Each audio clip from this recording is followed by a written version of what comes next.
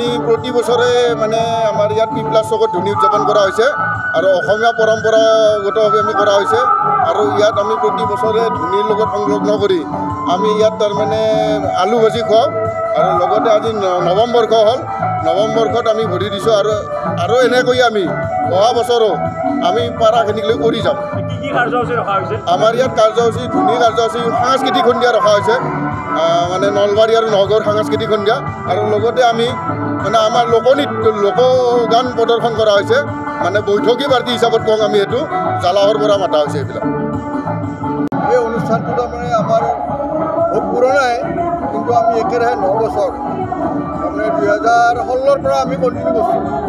এই 9 বছৰ নৱম বৰ্ষ আমাৰ এইটো আৰু এই অনুষ্ঠানটো আমি আগতে যেনেকৈ কৰিছিলোঁ তাতকৈ এইবাৰ আমি ভাল হৈছে আমাৰ আগতকৈ ভাল হৈছে আৰু এইটো এটা আমাৰ গোটেই অঞ্চলৰ মানুহখিনি লগ লাগি আপোনালোকে গাঁৱৰ পৰম্পৰাসমূহ ধৰি ৰখাৰ প্ৰচেষ্টা কৰিছে কি ক'ব? সঁচা কৰি আমি আচলতে এইটো বস্তু ৰাখি থকাৰ কাৰণে মানে বিশেষ আমাৰ হেৰি মানে ইচ্ছা যেনেকৈ আমি কলপাতৰ চাইনাখন দিছোঁ সেইটো এটা আমাৰ পুৰণা সাংস্কৃতিক বুলি ক'ব পাৰি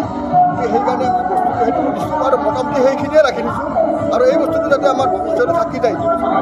আৰু এইটো বস্তু আমাৰ সদায় থাকি যাব। আমি যেতিয়ালৈকে বাচি থাকোঁ আমাৰ পিছৰ পৰৱো আহি এই 25 তাৰিখটো পালন কৰিব।